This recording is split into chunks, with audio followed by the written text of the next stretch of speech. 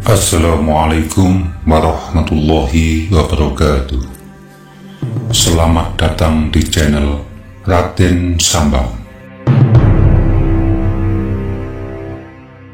Pada kesempatan kali ini, Raden Sambang akan membahas tentang asal-usul kota Ponorogo yang merupakan sebuah legenda adanya warok dan terciptanya kesenian reog Ponorogo.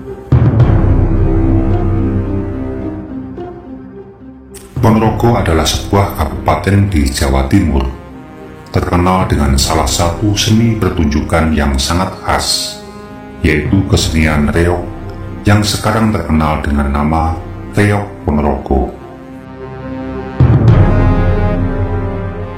Warok adalah seseorang yang memiliki sifat kesatria, berbudi pekerti luhur, dan memiliki wibawa tinggi di kalangan masyarakat Ponorogo.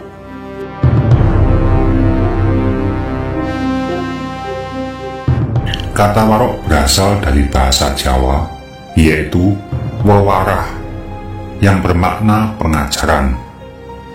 Warok merupakan wong kang sugih wewarah, yang artinya ialah seseorang menjadi warok karena mampu memberi petunjuk atau pengajaran kepada orang lain tentang hidup yang baik.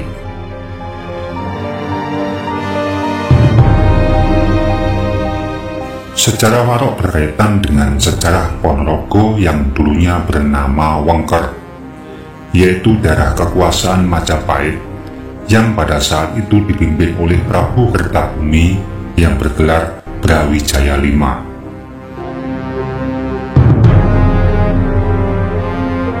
Pada masa itu, kerajaan Majapahit terjadi persaingan dan pertikaian antar kerabat raja, sehingga kedudukan kerajaan yang pernah mencapai puncak zaman keemasannya makin lama makin suram.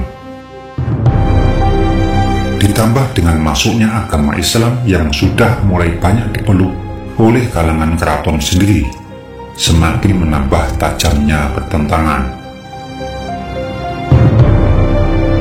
Dalam masa Kertabumi, yang dalam sastra Babat lebih dikenal dengan sebutan Brawijaya V, ada salah seorang cendekia berpangkat pujangga anom yang bernama Ki Ageng Ketut Suryangalam. Ki Ageng Ketut Suryangalam melihat keadaan negara sudah sangat mengkhawatirkan dan terancam keruntuhan. Seorang raja yang sudah tidak berwibawa lagi, menurut Ki Ageng Suryangalam, raja terlalu banyak memberikan konsesi kepada permaisurinya yang berasal dari Cina dan beragam Islam tersebut. Menurut Ki Ageng Suryangalam, saat itu raja banyak dipengaruhi oleh permaisurinya. Paduka raja selalu mengiyakan pendapat permaisurinya tanpa mengindahkan pendapat para pujangganya.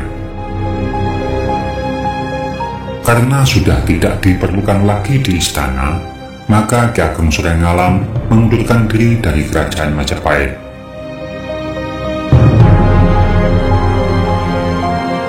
Singkat cerita, akhirnya Ki Ageng Suryangalam menyingkir dari keraton Majapahit dan membangun peradaban baru di tenggara Gunung Lawu sampai lereng barat Gunung Wilis, yang kemudian dikenal dengan nama Wengker, yang artinya wewengkon angker atau wilayah yang menakutkan.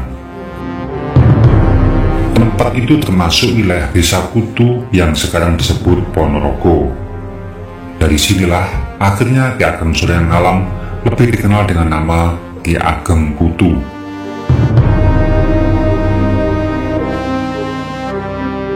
Di desa Kutu ini, Ki Ageng Suryangalam mendirikan sebuah paguron atau perguruan yang mengajarkan ilmu kanuragan, ilmu kebatinan, dan ilmu keprajuritan atau ilmu perang. Mereka yang sudah dinyatakan lulus dalam pendidikan tersebut diberikan predikat warok. Dan warok-warok didikan Ki Ageng Kutu ini benar-benar pilih tanding dan sakti mandraguna.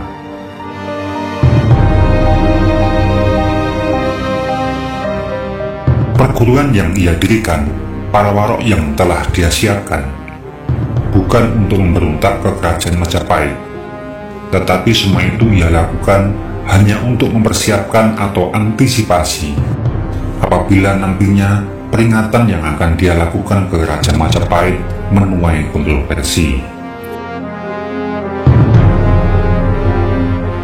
Walaupun Ki Ageng Kutu adalah seorang pendekar yang sakti mandraguna, namun dia adalah seorang pujangga dan seniman.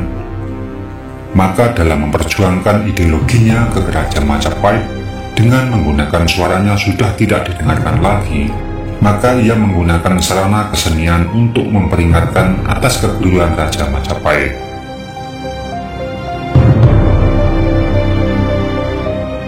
Ki Ageng Kutu kemudian menciptakan sebuah karya seni yang kemudian dinamakan reog. Dengan penampilan kesenian reog yang diciptakannya itu, Ki Ageng Kutu ingin membuat pasemon atau sindiran ke Raja Majapahit.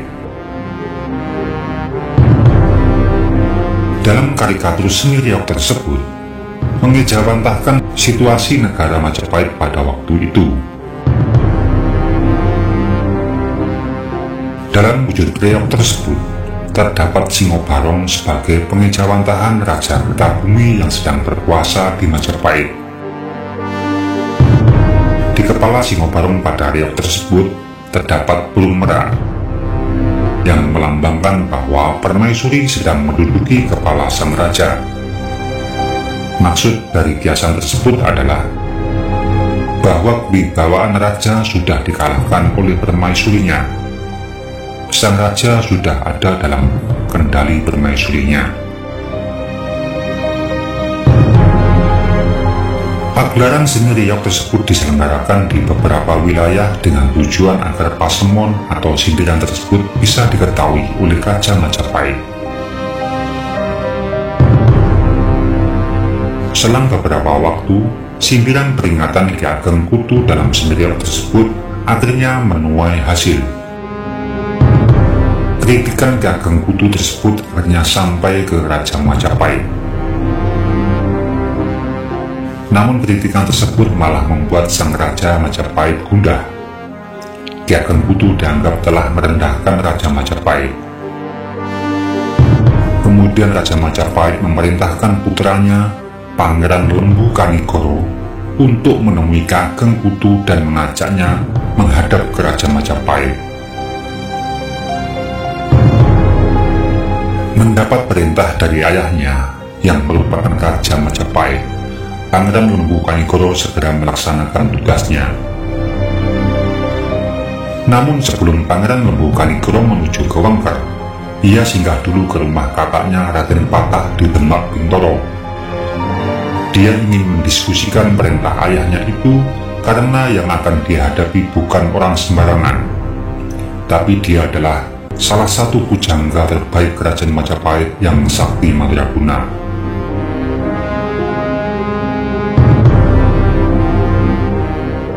Di Demak Bintoro, Pangeran Lembu Kanigoro mendapat pencerahan serta tambahan berbagai ilmu dan wawasan dari Wali Songo.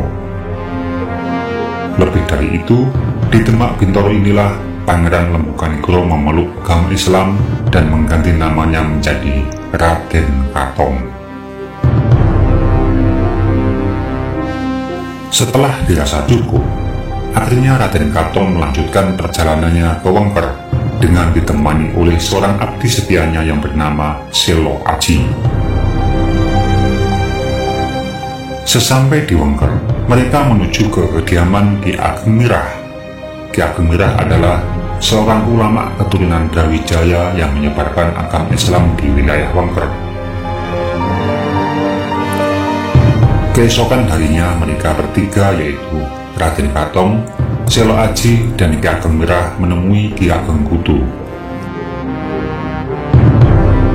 Sesampai di padepokan Ki Ageng Kutu, Raden Katong segera menyampaikan maksud kedatangannya, yang tak lain adalah meminta agar Ki Ageng Kutu menghadap Raja Majapahit.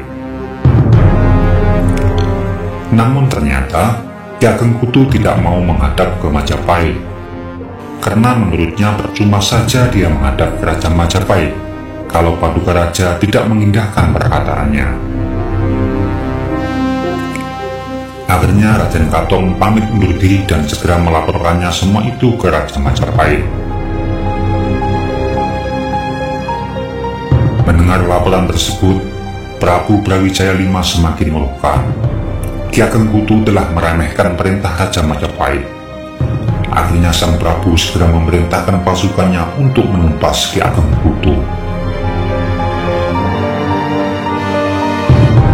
Singkat cerita, terjadilah pertempuran antara pasukan Kerajaan Majapahit yang dipimpin oleh Raden Katong melawan Ki Ageng Kutu dan para pengikutnya. Dalam pertempuran tersebut, Ki Ageng Kutu dan para pengikutnya tidak mampu menandingi pasukan Majapahit yang begitu besar. Ki Ageng Kutu akhirnya melarikan diri ke tengah hutan. Namun Raden Katong bersama pasukannya terus memburu Ki Ageng Kutu. Namun setiap Raden Katong menemukan persembunyian Ki Ageng Kutu, Raden Katong tidak mampu meringkusnya. Di dalam kekalutannya tersebut, Raden Katong teringat putri dari Ki Ageng Kutu yang bernama Niken Gandini. Raden Katong berinisiatif untuk mendekati Niken Gandini dan mencari tahu kelemahan Ki Ageng Kutu. Kemudian dia kembali menuju ke kediaman Ki Ageng Kutu untuk menemui Niken Gandini, putri Ki Ageng Kutu. Raja Katong segera mendekati Niken Gandini dan merayunya. Raden Katong akan menjadikan Niken Gandini sebagai permaisurinya setelah dia berhasil meringkus Ki Ageng Kutu. Singkat cerita, rayuan tersebut berhasil. Niken Gandini kemudian menceritakan kelemahan Ki Ageng Kutu dan memberikan pusaka Ki Ageng Kutu yang bernama Tombak Porowelan yang merupakan pusaka pamungkas milik Ki Ageng Kutu kepada Raden Katong. Setelah mengetahui kelemahan Ki Ageng Kutu dan mendapatkan pusaka Tombak Porowelan, Raden Katong segera kembali memburu Ki Ageng Kutu. Singkat cerita, dengan menggunakan pusaka tersebut, Raden Katong berhasil menumpas Ki Ageng Kutu. Setelah berhasil menumpas Ki Ageng Kutu, Raden Katong kemudian mengumpulkan rakyat Wengker dan mengatakan bahwa dirinya tidak lain adalah Bathara atau manusia setengah dewa. Hal ini dilakukan karena masyarakat Wengker pada waktu itu masih mempercayai keberadaan dewa-dewa dan Bathara. Kemudian Raden Bathara Katong akan membangun Wengker menjadi kadipaten baru dengan nama Pramonorogo yang sekarang berubah menjadi Ponorogo. Serta semua warok murid dari Ki Ageng Kutu akan dijadikan sebagai punggawa utamanya. Wallahu a'lam bishawab. Demikianlah pembahasan tentang asal-usul kota Ponorogo yang merupakan sebuah legenda adanya warok dan terciptanya kesenian reog Ponorogo. Semoga ulasan ini bisa memberikan wawasan dan pengetahuan untuk kita semuanya. Kurang lebihnya mohon maaf. Wassalamualaikum warahmatullahi wabarakatuh.